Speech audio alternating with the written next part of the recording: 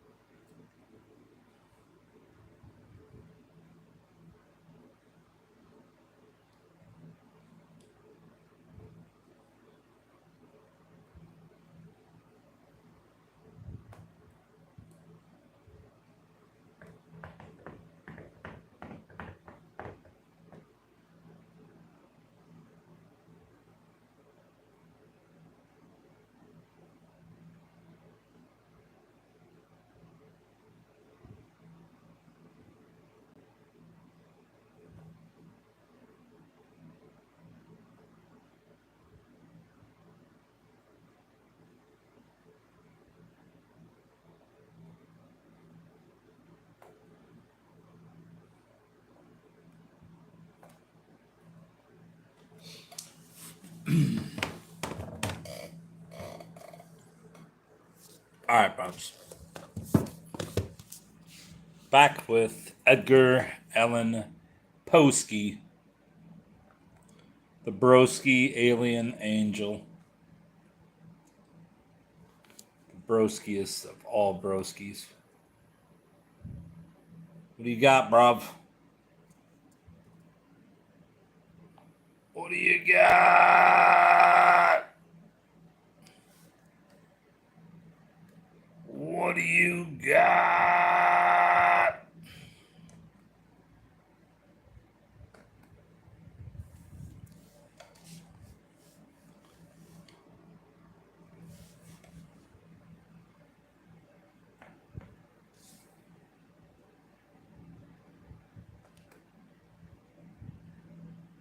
Hello.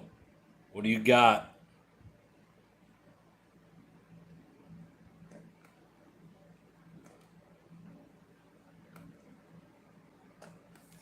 Alright, time to read this book. I got time for this bullshit. Hello, how are you, buddy? Annabel Lee has a special importance in Poe's oeuvre, partly because it was his last poem, and partly because it delivers his final, perhaps even summary, treatment of the death of a beautiful woman. In resuming that notorious topic, Poe veered decisively from the rhetoric of the poem that preceded Annabel Lee, The Raven. The Sleeper, Lenore, and Ulalume all begin in illusion and end in fear. The effective 3 times 3 is 9. Equally, the effective shape of those poems is a function of their explicitly non-subjective character. Lenore is a balladic. Balladic? I don't know how you would say that. I've never heard of ballad with IC added onto it. Balladic dialogue, and the other 3 are not only spoken by narrators. The narrators are clearly unbalanced, as the laba in Lenore, toward Lenore. The impersonal poetic mode, as we've seen, allows Poe to run his characteristic double music. The poetic undercurrent working against the threats and fears that Poe's narrators bear along the upper currents of the verse.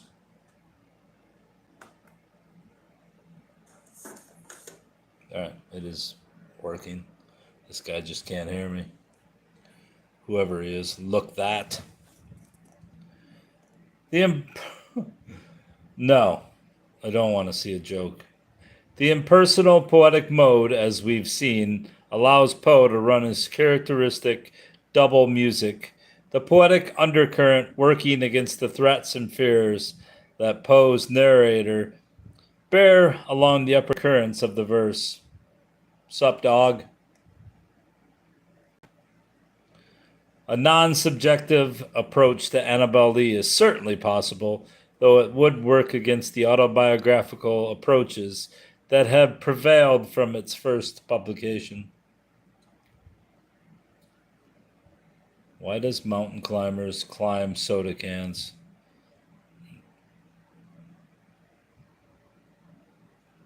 I don't know what soda cans are. They're pop cans.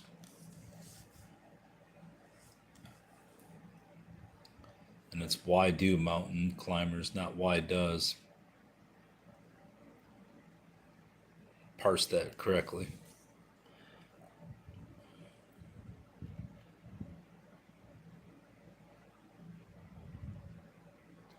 No, it's a bad joke.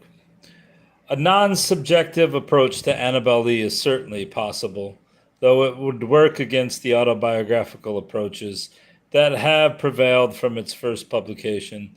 These not only dominate the poem's early reception history, they also exploit its unusual, effective address. Yeah, this isn't a joke room. This is a room for serious study. Given the poem's signature topic, if you want to go have fun, go somewhere else. We're not here to have fun. Get out. Given the poem's signature topic, the tone of Annabel Lee is strikingly untroubled. As if Poe had finally escaped what Blake called the torments of love and jealousy. But whether the poem's form is taken as subjective or impersonal, Annabel Lee does not appear to solicit the catastrophe of beauty. Fear seems absent from the poem's conclusion. Yeah, you heard me right. This isn't about fun. You want fun? Find fun elsewhere, you brain-dead zombies. If we suppose the speaker is a narrator in the line of the earlier poems, however, we might argue that his sorrow has turned his fear catatonic. This reading could be supported by pointing to an interesting textual fact. The two most authoritative witness texts add the words "a ballad" to the title. Maria Kahn left. She don't want to talk to you either. If we want evidence for an unbalanced narrator, we need only read the poem, especially the last 4 lines, alongside attitudes toward death and mourning that prevail now. In such a perspective, those final lines may well appear as they have been called: macabre, compulsive, bizarre, pathological, morbid. Yeah, she's probably like 4 years old and you're like 6. Beat it. Go to the playpen. Trying to read some serious subjects here. Historicist scholars, however, argue that whatever we might think today about those lines, Poe's contemporaries would have read them as thoroughly conventional 19th century American memorializing. While that view of Poe's poem is inaccurate in certain important ways, as we shall see, it points to a signal truth about the poem that early sympathetic readers did not read it as a scene of psychic derangement. For them, Annabel Lee was Poe's perfected expression of an idea and absolute love. If we then shift our vantage to Poe and his manifest intentions, the problem of interpretation becomes even more interesting and difficult. For all the received lines of reading pursue thematic and ethical ends, Poe's sympathetic contemporaries found as much cultural value in the love that was more than love, as they understood it, as readers have recently found in subverting such an idea of love, or in historicizing it as congruent with a contemporary culture of mourning. But these interpretive approaches are all, from Poe's perspective, didactic heresies. They argue that the poetry can, perhaps should, represent ideas and convictions that have some kind of normative presence and authority. It is as much a moral decision to say of the speaker of Annabel Lee that his love is macabre and that it is natural, simple, tender, and touchingly beautiful. Hold on, buddy. I got a little something for you. There you go.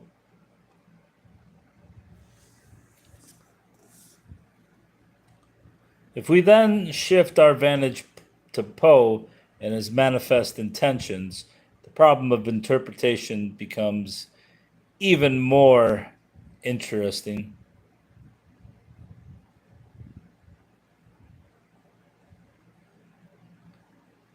And difficult. For all the received lines of reading pursue thematic and ethical ends, Poe's sympathetic contemporaries found as much culture value in the love that was more than love. I missed where I was even at. I'll just keep reading it. Gotta get morons out of the channel who are bothering me. As they understood it, as readers have recently found in subverting such an idea of love, or in his or in historicizing it as congruent with the contemporary culture of mourning. But these interpretive approaches are all, from Poe's perspective, didactic heresies. They argue that the poetry can, perhaps should, represent ideas and convictions that have some kind of normative presence and authority. It is as much a moral decision to say of the speaker of Annabel Lee that his love is macabre and that it is natural, simple, tender, and touchingly beautiful. These candles held up in the sunshine of the poem are less important as reflections on the poetry than as reflections of prevailing social norms. What's up, bruv? Nonetheless, they still have real importance as reflections on the poetry, and therefore also on their status as social norms. I'm reading the poet Edgar Allan Poe, Alien Angel, Jerome, McGann.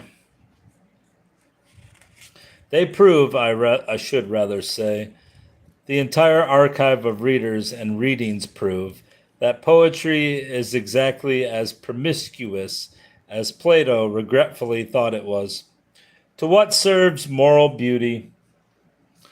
Gerard Manley Hopkins asked in his sonnet, so titled, and poetry answers, it will serve the desires of anyone who will pay attention. In return, this is ancient wisdom. Poetry holds up a mirror where we may reflect on reflections of nature and the world. Poe comes to annotate that truth by adding, since we are nature and the world, poetry holds the mirror up to us, giving us back our own image and likeness, whether we like it or not.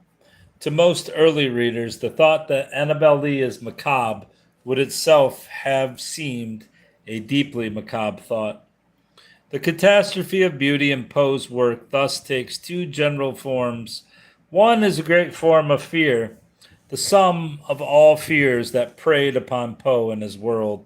And that fearful world, we should remember what Thomas, and of that fearful world, we should remember what Thomas Hardy later told God, Lord, it existeth still, God forgotten. The second, a form of knowledge, may also take a form of fear. It is poetry's confession of self-knowledge, which for Poe also means a clear declaration of its limits.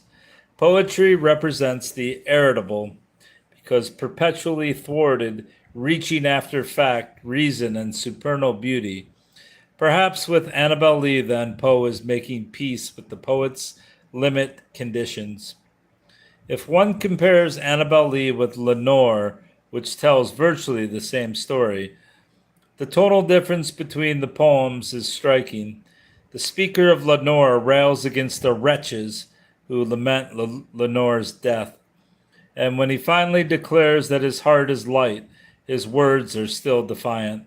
But in Annabel Lee, those tense emotions are gone. Unlike the earlier poems, treating the death of a beautiful woman, Annabel Lee exposes the source of those tensions in terms that Poe would himself recognize as legitimate, that is, intertextual and aesthetic terms. That difference marks the special position Annabel Lee holds in Poe's corpus. More than any of his poems, with the possible exception of The Conqueror Worm, Annabel Lee makes a lurid dream of Western poetry's most important illusion of transcendence, the Dantean myth of Beatrice. It works toward exposing the myth from the outset. The opening lines establish the poem's fabulous character. It was many and many a year ago, in a kingdom by the sea, once upon a time in a land far, far away. Because that formulaic move is so self-conscious, readers are encouraged to make current applications to bring the story down to a time, place, and people. You may know. 3. Here the allusions concealed in the title can help. The poem suggests that we may well know who Annabel Lee is. And Poe's contemporary readers might perhaps know even better than we. Her name conflates the names of Byron's first wife, Annabella, and his beloved sister, Augusta Lee. Byron was famously severed from both, and in 1849, those separations were still uncomplicated emblems of lost romantic love, of which Byron was the age's chief index. The kingdom by the sea thus opens out from America to England and perhaps to even more extensive global connections. But such a reading of the title, while attractive, is also difficult because it isn't insistent, it's just suggestive, as if to suggest, he who has ears to hear, let him hear. Much more insistent are certain details in the poem's 4 central stanzas, where the story of the lovers is sketched. Here we aren't dealing with a possible or suggestive intertext, but with one that seems quite certain. Indeed, nowhere else in Poe's many treatments of the death of a beautiful woman is the Western source of that myth more clearly recalled.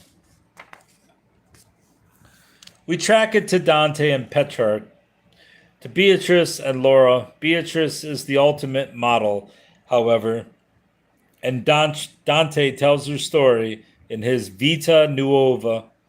The key text in that work are the 3 great canzoni, Donne che avete intelletto di amor, ladies that have intelligence in love. A very pitiful lady, very young. the eyes that weep for pity of the heart. In these poems, Dante first anticipates, then dreams of, and finally reflects after the fact upon the untimely death of Beatrice. That Annabel Lee is referencing those poems by Dante seems beyond question, though remarkable to say it has not been pointed out before.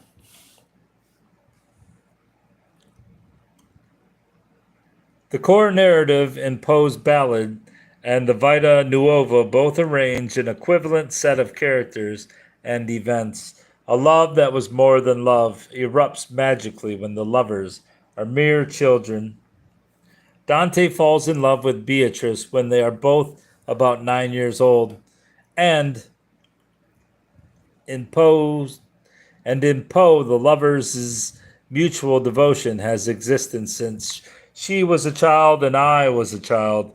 In this kingdom by the sea, the perfection of that love in Poe and that perfection of the beloved in Dante is so great that it drives various transmortal beings, including God, to separate the lovers by taking the beloved away. The loss of the beloved in each case literally transforms the lovers, finally driving both beyond the framework of the ordinary world. But of course, Dante's story and Poe's finally move in radically different directions. Most strikingly, Beatrice is taken up to heaven while Annabel Lee is killed and entombed in a sepulchre there by the sea. That skew between the two stories reflects the sharp difference in the initiating set of events. Beatrice is drawn heavenward by the perfect desire of God and his heavenly host, whereas Annabel Lee is killed because transmortal beings coveted the lovers' devotion for each other. Poe's word recalls only to pollute the original Dante-esque scene and event. As for the end of the tables, Dante's loss awakens his passion to join Beatrice in heaven. Oh, the embrace of God's transcendent love. Annabel Lee's lover desires only to lie down by the side of his dead beloved forever. The desire is expressed grammatically in what Gertrude Stein would call a continuing present, mortalized in sacula saculorum, and so all the nighttide I lie down by the side. That Poe's poem appears to sustain its Dantescan,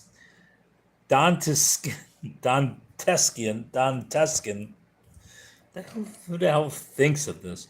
Dante-esque references only to deconstruct its theological myth is striking. In each case, the issue is transmortal love. Poe's love is more than love. Imperfectly mirrors transcendent love. Poe is, as Charles Bernstein might say, recalculating Dante. And if we review some of the key points of contact, the move seems unmistakable.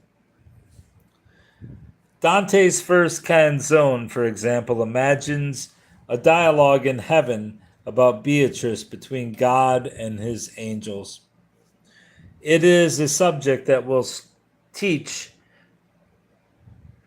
will reach down even to the accursed that writhe in hell. All the citizens of heaven, saints and angels, are so struck by her perfection that they long for her presence.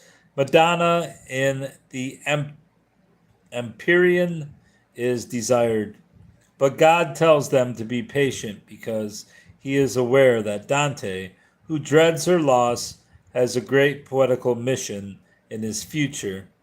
The composition of the Commedia. My well-beloved, suffer now in peace, that she you hope for, while my pleasure is, should still abide where one awaits her loss. Who to the accursed crew in hell shall say, the hope of blessed spirits I have seen. By the time of the third canzone, however, Beatrice has died, gone to yonder heaven because God himself now desires her real presence. Her splendor is such as woke amaze in the eternal sire, and kindled sweet desire to call a soul so lovely to his rest. Then made he it from earth to him aspire, deeming this life of care and sorrowing unworthy of so fair and pure a thing. The congruence between Dante's tale of Beatrice and Poe's story of Annabel Lee is important, but the relation between irresistible when we note that Poe's cloud in stanza 3, line 15, the signal device in the story of Annabel Lee's killing, is taken straight from Dante's second canzone. I raised the eyes, then moistened with my tears, and softly, as the shower of manna fell, angels I saw returning up to heaven. Before them was a slender cloud extended, and from behind I heard them shout, Hosanna. One further textual congruence is equally striking. When Annabel Lee is taken from her lover, Poe stresses the word chilling to describe the event. The same word comes into Dante's third canzone, though the application is significantly different. No icy chill or fever's heat deprived us of her as in nature's course, but solely her transcendent excellence. By Poe, or in Poe, Annabel Lee is chilled to death by a wind that blew out of a cloud by night. In Dante, this is the cloud that God sent down to earth as the vehicle for Beatrice's trip to heaven. In Poe, it is a cloud of covetous envy, chilling and killing.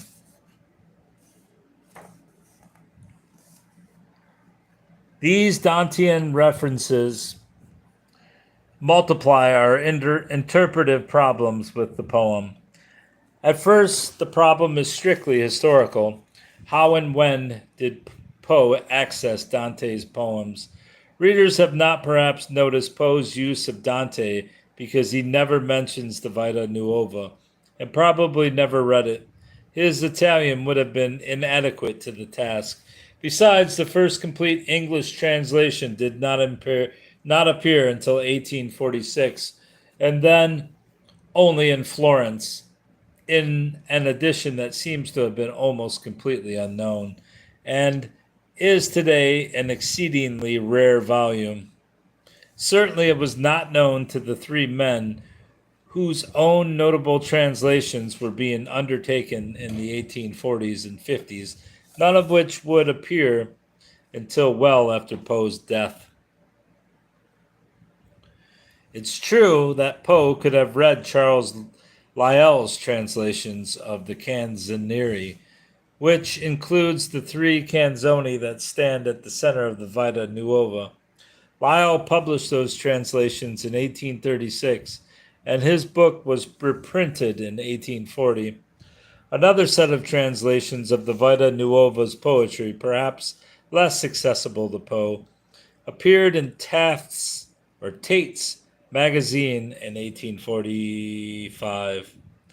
But Poe never hints an acquaintance with these works, either in his prose or in any of his earlier Beatrician poems. The obscurity about Poe's source text is not just a pedantic problem for scholarship, because Dante's work gets so explicitly recuperated in Annabel Lee, one wonders why it has no presence in the earlier Beatrician poems. The stories in Lenore and Annabel Lee are nearly identical, but Lenore does not reference Dante's story. Did Poe not know about the Vita Nuova poems until very late? Or if he was aware earlier of the story and the poems, did he deliberately conceal his recalculations of Dante until 1848? And if so, why the initial concealment? Or, for that matter, why the final exposure? Whatever the case, Poe's move against Dante puts enormous pressure on the key line, but we love with a love that was more than love, because the traditional model for such a love is so clearly Dante-esque. But Poe seems to have called Annabel Lee from the tomb of Dante in the same spirit that moved Wallace Stevens to call Badr Badur from the tomb of the Arabian Nights. Poe and Stevens are each preoccupied with what Stevens will call the worms at heaven's gate. Because the traditional gatekeeper, like Dante, expelled all wormy circumstance from his poems about Beatrice.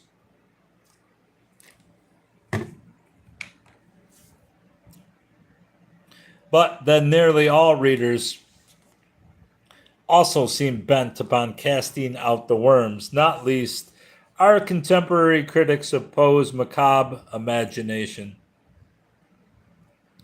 Mrs. Frances Osgood's reading, which typifies the best that was known and thought about the poem in the 19th century, certainly meant to cast them out as well, but she casts them out in a modified Dante-esque spirit when she calls the poem natural, simple, tender, and touchingly beautiful. Though she never mentions Dante or Beatrice, Mrs. Osgood evidently read the poem in a spirit of Christian Platonism that she could accommodate to her 19th century sentimental response to the beautiful meaning latent in the most lovely of all the poem's verses, where he says, "A wind blew out of a cloud, chilling my beautiful Annabel Lee, so that her high-born kinsman came and bore her away from me." There seems a strange and almost profane disregard of the sacred purity and spiritual tenderness of this delicious ballad, and thus overlooking the allusion to the kindred angels and the heavenly Father of the lost and unforgotten wife. Nothing about the poem would be macabre for Mrs. Osgood, any more than the worms in the sleeper would be morbid.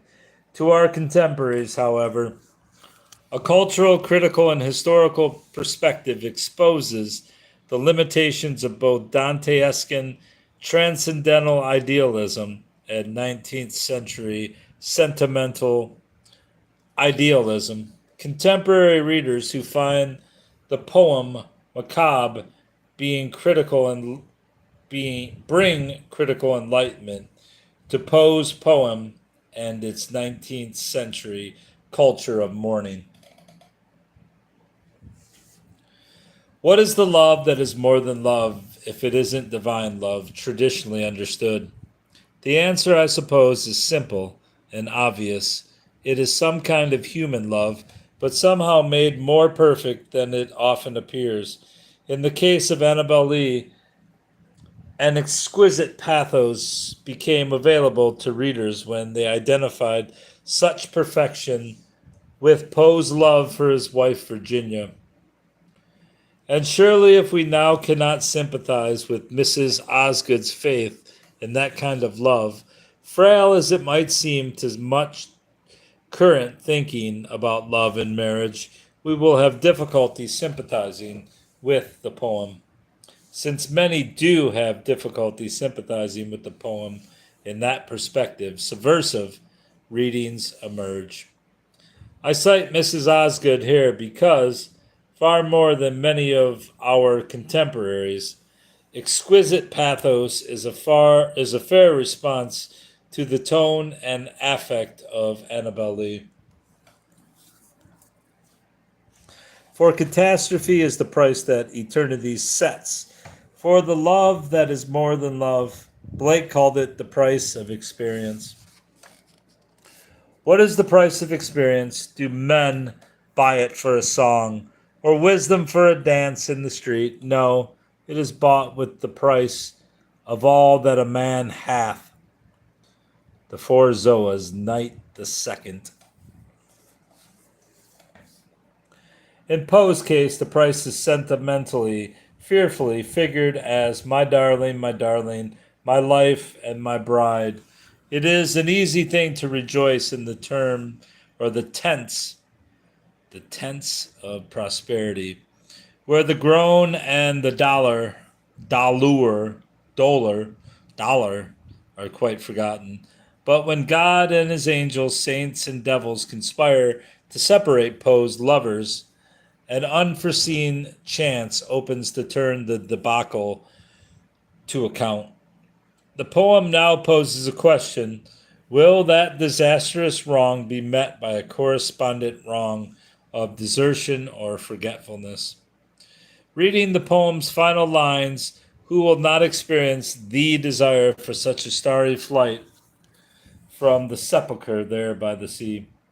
However, we negotiate the ethics of that finale. However, we negotiate the ethics of how clunky is that? However, we negotiate the ethics of that finale, however we feel about it.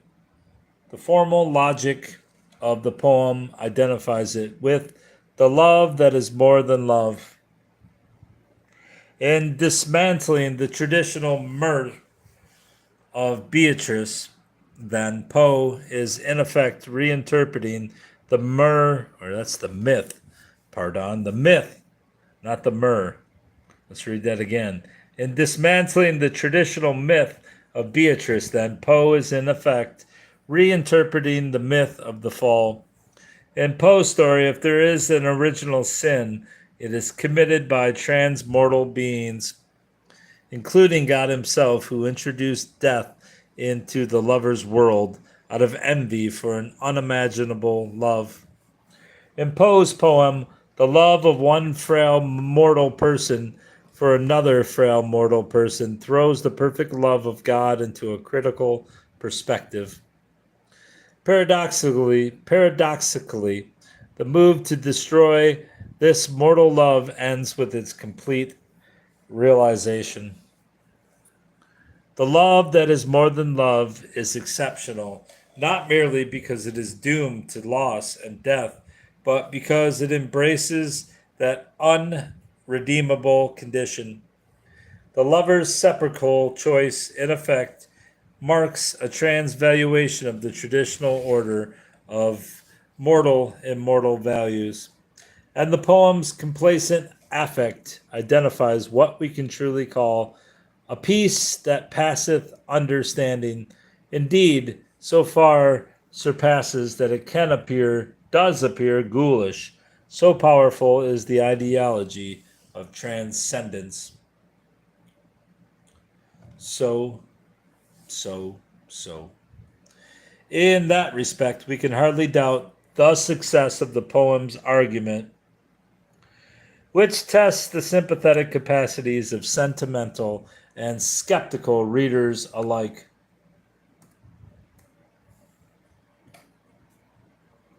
Exquisite pathos seems as apt a critical comment as one could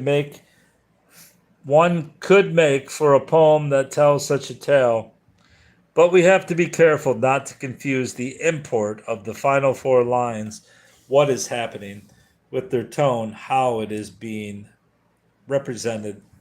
The complacency is the sign of the presence of the upper music.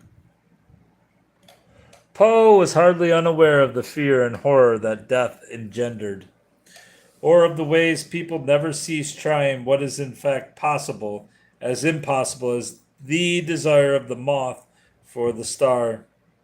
To mitigate, conquer, or escape death, to realize transcendence, macabre is therefore, in its own way, another thoroughly apt comment on the final lines. It shows that the poem can't be read without registering the chill, the fear and loathing that surrounds our experience of death. Mrs. Osgood's sympathetic effort to meet the poem's tone would mean nothing if a sense of the macabre and pathological had no presence even for her. Though exquisite pathos is a term of sympathy, it is also discounted and equivocal, as if Mrs. Osgood wanted to protect the poem from possible misconstruction, as in fact she did. In an important sense, exquisite pathos and macabre are obverse and reverse of a view that has registered the alienation of the poem's central positions. That the transmortal world has coveted the childlike lovers and finally killed Annabel Lee, and that her lover's response is to join her in the earthly death to which a divine order has decided to condemn her. That envy driven order is reversed when the lover makes his suicidal decision to rejoin her. These poetic representations don't suit themselves to orthodoxy, I can't even talk anymore. These poetic representations don't suit themselves to orthodox or unorthodox Christian ideas prevalent in 19th century America. As for later readers, Annabel Lee offers only complacencies of the Poe noir, so the Danteesque lexicon places the poem in a fundamental Western ideological context that readers keep struggling to accommodate. Exquisite pathos, macabre, and pathological are as much historical comments and political judgments as they are ethical and psychological. To see the narrator as catatonic, a clearly available view, underscores the alienation that the poem counter covets. Counter covets. What the fuck does that mean? Counter covet. One other feature of Annabel Lee is relevant, its prosody. Unlike the Bells, the versification of Annabel Lee does not issue a clear challenge to performative interpretation. The rhythm is firmly anapastic in alternating tetrameter and trimeter lines, with some important variations, especially in the opening foot. A good example of sophisticated podic verse, its upper rhythmic currents pledge allegiance to folk meters and nursery rhyme. This familiar prosody argues that the ballad is telling a simple and familiar story, and the poem fairly encourages a careless sing-song reading. But if the original story is indeed familiar and long-standing, its alienated treatment produces the rhythmic undercurrent, the unheard melody, that Poe made the chief object of poetry.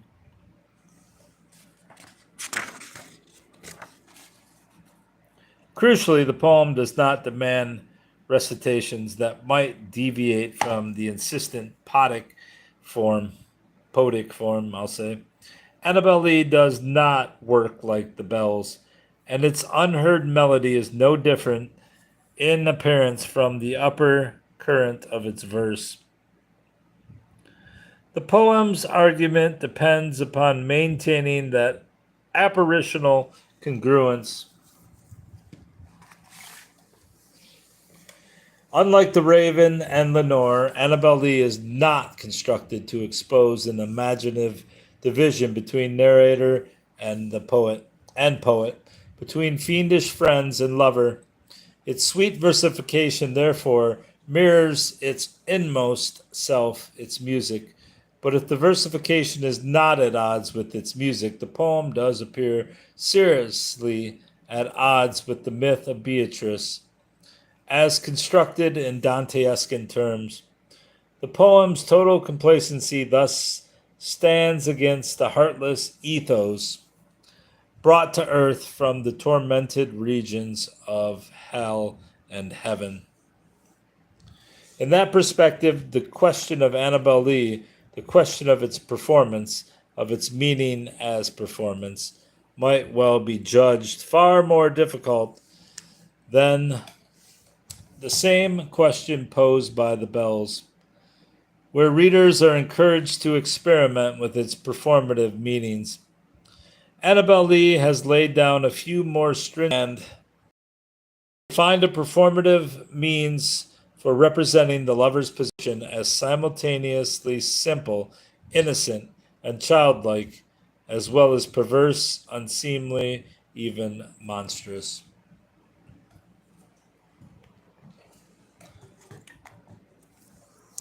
Give my eyes a couple minutes to rest here.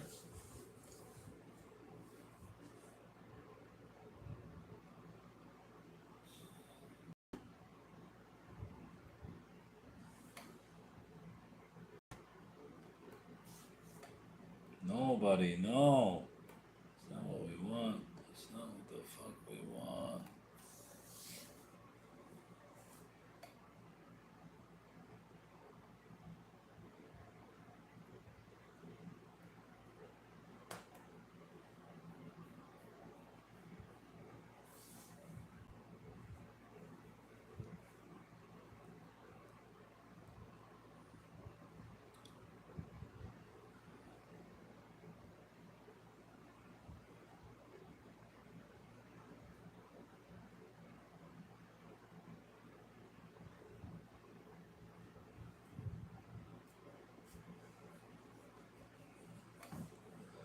All right.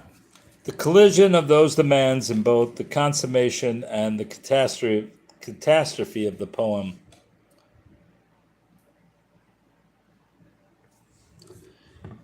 It is to have imagined something impossible as impossible, and then to have proposed it as necessary.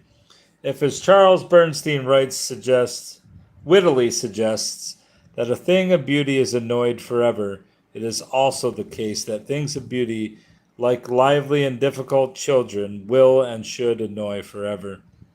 Why? Who would have it otherwise? Not Jesus, not even Wordsworth. Annabel Lee will annoy forever the myth of Beatrice, which is itself so splendidly annoying. Who would have it otherwise? Poe always knew that the death of a beautiful woman was the most poetical subject in the world. In Annabel Lee, he remembers why he knew that. It is a truth pervading his land, his and our cultural memory, a mythic understanding as fundamental to Western consciousness as the myth of Faust. Dante had realized the idea in La Vita Nuova, where he created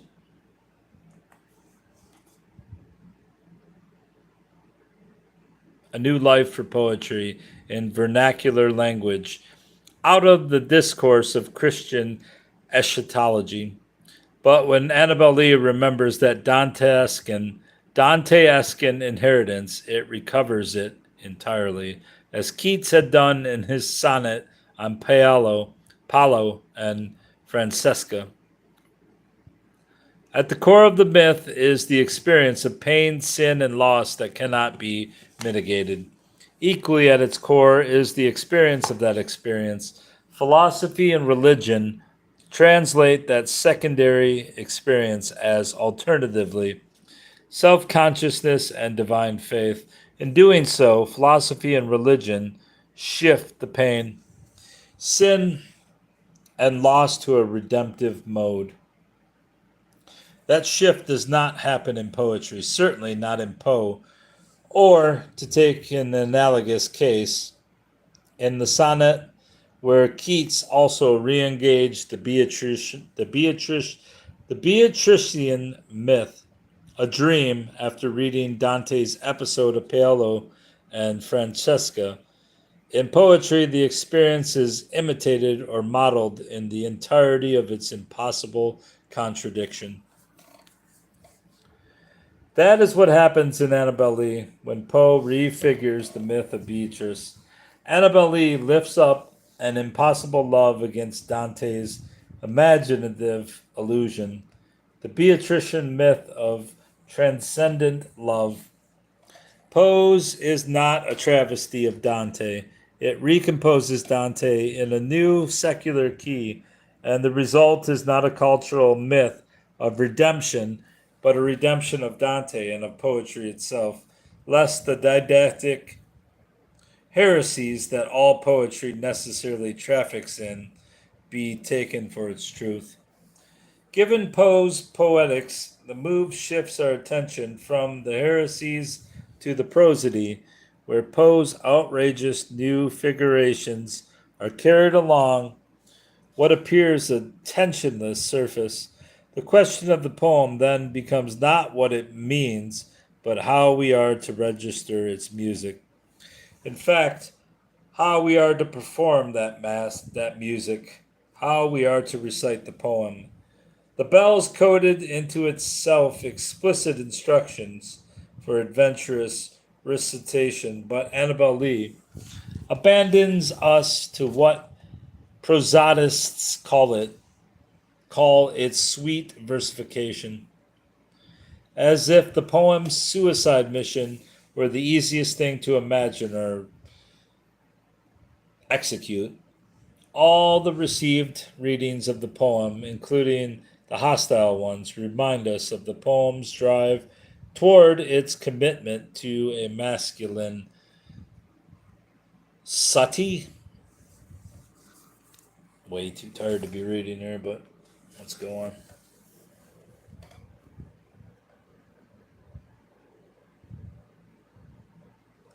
Now I lost my spot.